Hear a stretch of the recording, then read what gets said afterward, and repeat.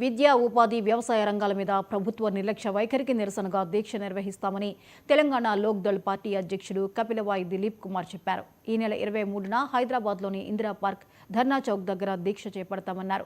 పేద, దిగువ, మధ్యతరగతి విద్యార్థులకు నాణ్యమైన విద్య అందించాలనే లక్ష్యంతో కేంద్రం 2009లో ఉచిత విద్యా హక్కు చట్టాన్ని అమల్లోకి తెచ్చిందని ఆయన గుర్తు చేశారు.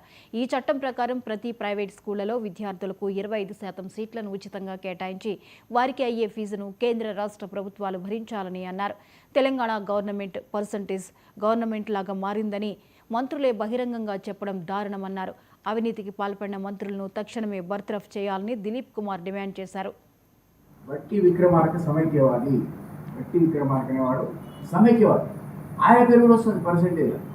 ఐఎమ్ సారీ, నేను కాదు, మీడియా చూస్తున్నాను. పర్సెంటేజ్ మీద పనులు చేస్తున్నాడు. ఈశ్వర్య బట్టి విక్రమార్క నువ్వు లేసేయడానికి కూర్చున్నాడు రెడీ కూడా బాబు. ఎందుకు నీక నేను ఎందుకు చెప్తున్నా ఈ మాట అంటే, నేను 2004 నుంచి 7 వరకు ఢిల్లీలో కేసీఆర్ ప్రైవేట్ సెక్రటరీగా పనిచేసిన సందర్భం మీ అందరికీ తెలుసు. ఆ టైంలో మాకేం పని లేదు.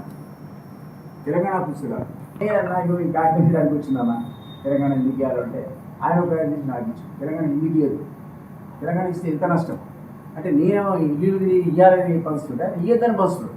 నువ్వు బయటని సమైక్యవాదానికి ఏమంటావు? తెలంగాణ ఇయ్యద్దని సమైక్యవాది కోరుకున్నవాడు సమైక్యవాదే కాదు. ఎందువల్ల వచ్చిందంటే రాజశేఖర రెడ్డి అనేది ఎమ్మెల్సీ ఇచ్చాడు, ఆ మిగిలిన ఇద్దరు కూడా ఎమ్మెల్సీ ఇచ్చాడు. ఆయన తెలంగాణ వాడిని తెలంగాణను ప్రయోగించాలి కాబట్టి ఈ ముగ్గురిని ప్రయోగించాడు.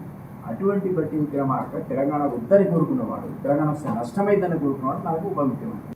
బట్టి విక్రమార్క సమైక్యవాది, బట్టి విక్రమార్క అనేవాడు సమైక్యవాది. ఆయన పేరు కూడా వస్తుంది పర్సెంటేజ్.